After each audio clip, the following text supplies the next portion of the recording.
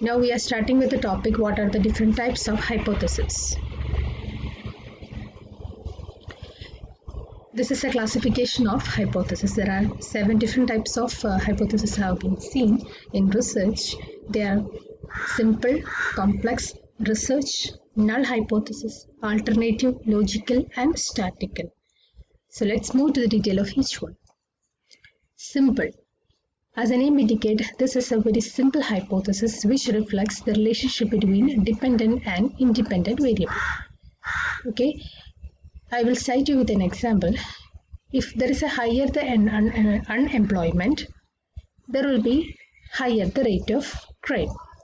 So the unemployment is a dependent variable, while the rate of crime is an independent variable, right? So this correlation between these two variable, this is called simple hypothesis. If there is a relationship between these two variables, we can say that it is a simple hypothesis.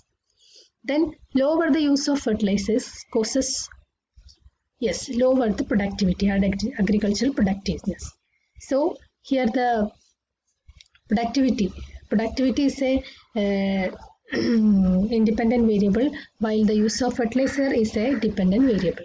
So the relationship between these two variables causes the formation of a simple hypothesis. Okay.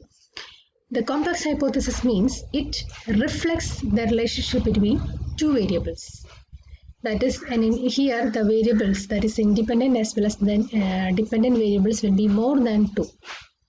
I will cite you with an example here also. Higher the productivity, higher the illiteracy in a society, higher will be the rate of a crime.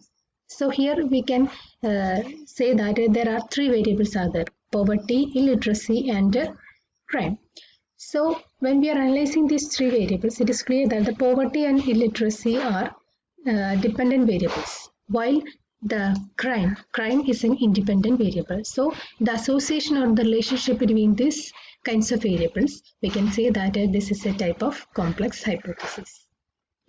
Then working hypothesis. If the hypothesis that is to be accepted to put to test and work on a research, if the hypothesis accepted or it is working in a research, we can say that it's a working hypothesis. It is able to explain certain facts and relationship of a phenomena. That we all know that when we are doing a research, it should be having a particular fact that we need, or a particular natural phenomena that we need to be proved.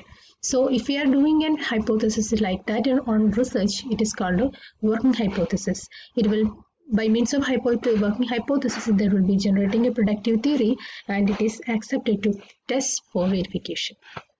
Then what is meant by alternative hypothesis? If a working hypothesis seems to be disproved or wrong or rejected, another hypothesis is getting formulated. This is called an alternative hypothesis. The null hypothesis. If the hypothesis that showed no correlation between the variables, that is called a null hypothesis. For example, poverty, that we have already discussed. Poverty has nothing to do with the rate of crime in a society. So these 2 variables are not related with each other. That type of hypothesis is called a null hypothesis. Then apart from all these hypotheses, there are 2 more hypotheses are the logical hypothesis and the statistical hypothesis. If the hypothesis is tested verified logically, it is called a logical hypothesis, and if it is verified statistically, it is called a statistical hypothesis.